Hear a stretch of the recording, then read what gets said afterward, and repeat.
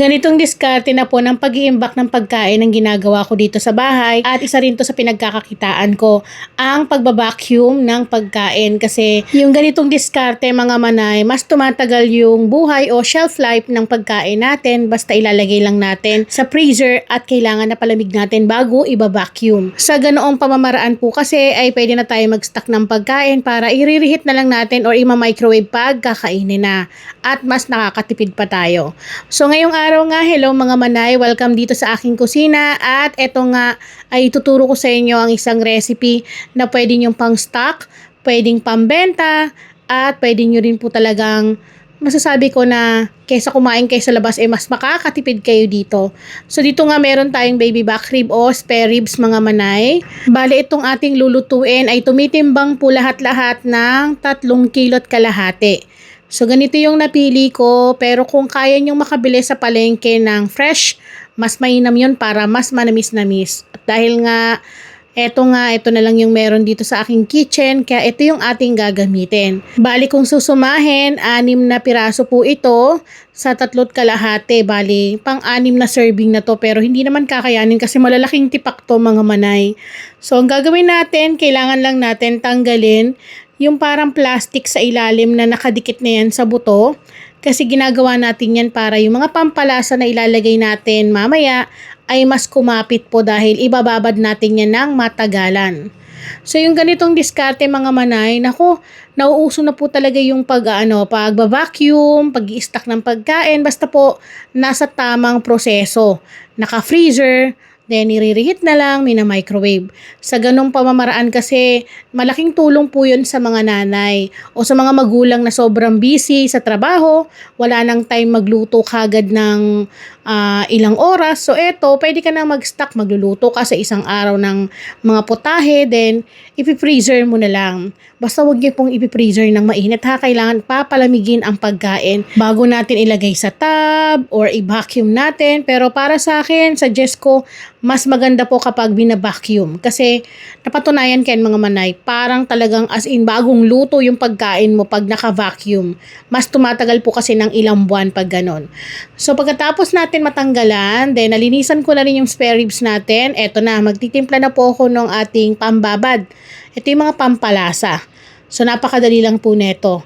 Meron tayo ditong 3/4 cup ng ketchup. So any brand naman po ng ketchup ay pwede nyo pong subukan. Susundan natin ang paglalagay ng 90 grams ng oyster sauce. Kayo na po yung magtansya, depende po yan sa pampalasa na gusto nyo ha. Then meron tayo ditong half cup ng dark soy sauce.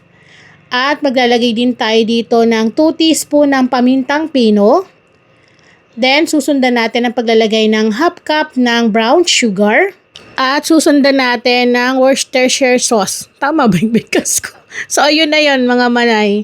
Bali, 2 kutsara lamang po yung ilalagay natin dito. Ayan. Then, maglalagay din tayo ng pineapple juice. Pwedeng pineapple juice, pero itong gamit ko mga manay, ano po ito? Nakita nyo malapot? Ito po yung pineapple chunk, tas binlender ko. Kasi para sa akin, mas masarap po kapag may ganyan. Yung malapot talaga yung ilalagay natin. Then, maglalagay tayo ng 3/4 cup ng minced garlic. 1 tablespoon ng tomato paste. 1 tablespoon lamang po. Hindi naman kailangan marami nito. Kung wala kayo nito, pwede naman kahit tomato sauce. 2 tablespoon nun. Then, eto, smoky flavor. Optional po ito. So, maglalagay tayo ng ganitong flavoring para may aroma at dinamnam na parang may yun nga, smoky flavor yung ating spare ribs. Bali, 2 tablespoons yung aking ilalagay. Eto mga manay, nabibili na rin po ito sa mga supermarket. Meron din po sa online. So, ilalagay ko na lamang po dyan. At dahil wala nga tayong rosemary, so thyme leaves na lang yung ating ilalagay. Mga 1 teaspoon yung ilalagay natin. Ganyan. Para may aromatic talaga. At 350 ml ng lemon lime soda. So, ito mga nilalagay ko mga manay. Again, ito ay version ko. So, pwede nyo i-adjust. Depende sa timpla na nais ninyo. Pero para sa akin, masarap to. Ito yung ginagamit ko. Maglalagay tayo ng light soy sauce. 1/4 cup lamang po. Ayan. Then, pagkatapos ng mga nilagay nating mga sangkap, imimix na po natin yan ng maigi para po talagang matunaw din yung sugar at yung mga sauce na nilagay natin para pantay po yung timpla nakakapit dun sa karne natin. So, mix-mix lang natin yan. Alam nyo mga manay, itong sauce na to hindi lang to pang spare ribs ha. Pwede rin to sa mga barbecue nyo. Yan, masarap po ito. Sa usawan ng mga barbecue, panalo po ito. Marami lamang po talagang mga sangkap na kailangan. So pagkatapos natin mahalo lahat, isa-isa na po natin ilublob o paliguan itong ating spare ribs or baby back ribs o kung ano man tawag nyo dito, bahala kayo. So ibababad natin yan para mas kapit na kapit po yung timpla sa karne natin. Mas mainam po kapag gagawa kayo nito, ibabad nyo po ng overnight. Maganda po yun, magdamagan or 24 hours para talagang mas malasang malasa. At ilagay lang po natin sa chiller ha, wag na po natin ilagay sa freezer para hindi naman tumigas yung sauce natin at talagang kumapit yung mga pampalasa sa karne. Hindi naman po yan babaho. So ganyan lamang po, i-massage niya lamang po ng maigi para po talagang kapit na kapit, kumbaga para tayong naghihilod sa karne. Ganyan. Ikis-kis nyo lang para talagang kapit na kapit yung pampalasa. At habang nakababad din to, dapat mga kahit 20 minutes, check ninyo, haluin nyo. At dito nga po, pagkatapos natin mamassage or mahalo yung mga karne, so tatakpan po natin to ng cling wrap. Then ibababad po natin to ng magdamagan para mas malasa at nuot hanggang laman ang timpla. Makalipas po ang magdamagan. So, ito na po yung ating nababad mga manay.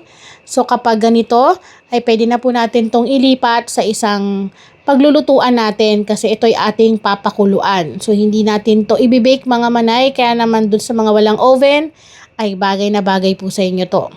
So, ilagay lang natin to sa isang malaking kaserola or kung ano mang lutuan niyo dyan na malaki na magkakasya tong ating lulutuin. Ganyan, isalansan lang po ng maayos. Then, isusunod natin na maglalagay tayo ng tubig kasi yan po ay ating papalambutin. Naglagay po ako dyan ng mga 2 and 1/2 cups ng tubig at ibubuhos na natin yung pinagbabara niya para po mas manuot po talaga yung timpla sa ating karne. Then, pagkatapos nun, ito po ay ating isasalang sa ating kalan at ito ay ating papakuluan ng katamtaman lamang po ang apoy hanggang sa kumulo. Kapag kumukulo na, i-check nyo rin po ng maigi. Baling gagawin niyo parang pinapalipaliguan or babalik-balik ta rin nyo lang din po yung inyong karne para maging pantay po ang pagkakaluto. Hindi lamang po yung nasa ilalim ang lumalambot. At dito nga po, kung mapapansin nyo, gumagamit po ako ng kutsara para mahalo natin or malagyan po yung mga pinakaibabaw ng sauce. Kasi yan po ay kusang magtutubig pa dahil naglagay nga tayo ng tubig kanina, no? So, hayaan nyo lamang po yan. Basta kapag kumukulo na, katamtaman lamang po ang apoy para dahan-dahan siyang naluluto. At para mas masarap, maglalagay po tayo dyan ng kalahati ng butter para mas malasang malasa po. Yung paglalagay ng butter mga manay, malaking bagay po dito sa ating niluluto kasi mas lalo siyang nagiging malinamnam. May lasa ng butter yung karne na talagang kahit buto ay sisip-sipin mo. So, ang ginagawa ko dyan, pinaliliguan ko ng sauce din. Tinitipak-tipak ko yung butter para lahat ay makasipsip. Ganyan po. Ayan.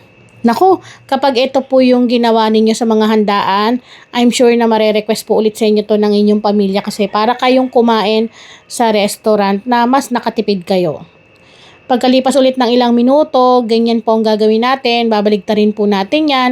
At dito nga kung mapapansin nyo ay unti-unti nang malambot ang ating karne. Kaya dahan-dahan po sa paghahalo. Baka maghiwa-hiwalay yung mga buto. So pwede nyong hanguin yung mga bandang nasa ilalim, ilagay sa ibabaw. At yung nasa ibabaw naman ay ilagay sa ilalim para maging pantay ang pagkakaluto natin. At continuous pa rin po sa pagluto sa katamtamang apoy lamang. At dito nga po pala mga manay, makalipas po ang kulang-kulang 2 oras na aking pagpapalambot dito sa ating pork spare ribs, ay pwede na natin tong hanguin isa-isa. So pwede naman kayong gumamit ng pressure cooker pero para sa akin, mas maganda yung ganito yung dahan-dahan siyang lumalambot. At kita nyo naman ayan, was na natutusok na at halos eto na. Humihiwalay na yung buto, ay okay na po yan. Tatanggalin na natin to dahil i-grilled naman natin yung ating pork spare ribs. Ayun, oh, ang bango-bango. Yung sauce pa lang neto pang ulam na. Sa totoo mga manay, ito talaga ay ready ng kainin. Pero dahil nga gusto natin mas espesyal, gagawin pa natin yan ng diskarte. So hanguin lamang po natin yan. Bagay na bagay po yung mga ganitong lutuin kung meron kayong special na okasyon, birthdays, promotion, anniversary. Yung kesa kumain tayo sa labas, mas may enjoy mo yung pagkain kapag ikaw yung nagluto kasi makukuha mo yung timpla na nais ninyo. Then dito nga pala mga manay, gumagamit ako ng ganitong blender na para mapino po or talagang magiling yung mga buo-buong bawang na nakalagay dyan. Ito naman po ay optional. Kung wala kayo niyan, kahit wala naman ito, okay lang. So ginagawa ko yan para mas lumapot lang din yung kanyang pinaka-sauce. Kasi itong sauce natin ay palalaputin pa natin yan. Then kapag okay na, maglalagay tayo dito ng slurry. Ito po ay 2 tablespoon ng cornstarch. Then naglagay po ako ng 3 tablespoon ng tubig. At ilalagay po natin to dito sa sauce. Dahan-dahan natin haluin.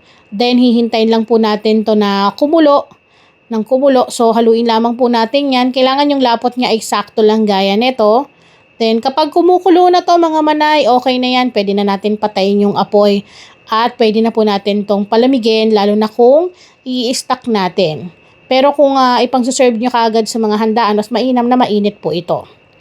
Then dito naman tayo sa pag-grill o pag-iihaw. Kung ayaw ninyo nang nauusukan kayo sa labas ng uling, ito. So pwede kayong gumamit ng mga ganitong klaseng lutuan. I-grill lang po natin ng bahagya. Ganyan. Babaligtarin po natin.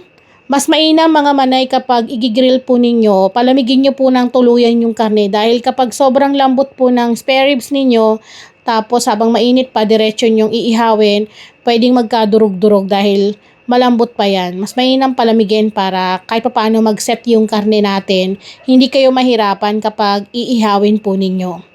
Ang pag-iihaw naman nito hindi naman matagal dahil malambot at luto na rin tong karne natin. Ganyan yung gusto kong kunin na style. Yan yung parang nagsusunog-sunog. So continuous lang. Dito pa lang parang gusto ko nang humiwa eh. Nagugutom na ako. So sa mga ayaw kumain ng rice, bagay na bagay sa inyo to. Kumain ako nito minsan sa mga restaurant. Ang mahal. Magkano yung mga ganito? Merong 1,200, may 700 plus, ganun. Then pagkatapos kung maihaw yan mga manay, tayo dito ay magbablanch lang ng Baguio beans. Pwede kayong gumamit ng iba't ibang gulay, gaya ng broccoli, carrots, paghaluin nyo lamang po. Then kapag okay na, ganito lang po yung diskarte. Iba-vacuum po ninyo. Eto nakikita nyo, yung sauce nakahiwalay po yan mga manay. So nakaseparate po yan ng pack. Then ilalagay natin sa vacuum plastic yan. Then i-vacuum natin, ganon. So yung paggamit ng vacuum, napakadali lang din naman po yun aralin. Meron po niyan sa mga online store, pwede nyo pong itry na bumili. So yung gantong diskarte mga manay, kapag nilagay nyo po sa freezer, tumatagal po ito kahit 3 buwan. Basta nasa freezer po talaga. At isang advice lang din po mga manay, kapag kakainin nyo na po ito, isure nyo po na kapag na-microwave nyo na po or nireheat nyo, siguraduhin nakakainin na po, hindi na ibabalik sa freezer ha. At syempre, ito na nga yung pinaka masayang parte ng video na to at hindi ako papayag na hindi ko ito matitikman. Dahil sa pagluluto ko pa lang kanina, nagugutom na ako. At dito nga sa pinaka sauce, ibubuhos lang natin yan ng ganyan. Pwede itong pang-ulam mga manay, sigurado tataob to ng ilang extra rice. Pero kung hindi kayo kumakain ng rice, ayan, as is ganyan lang, kainin ninyo, mabubusog na kayo. Tapos, samahan ninyo ng mga mixed vegetable, gaya ng carrots, broccoli, tapos Baguio beans. Ay, para ka nang kumain sa 5-star hotel. Ganon yung atake. So, yan mga manay, yung discarding tinuturo ko sa inyo. Sana po matry ninyo dahil I'm sure na magugustuhan po ng inyong pamilya. At kung meron kang catering, gusto mo tong matry, itry mo na dahil hindi ako mapapahiya sa timpla. So, muli ako po ang inyong madiscarding nanay kasi yung kasama ko rito nakanganga din. Humihingi. Kain po tayo!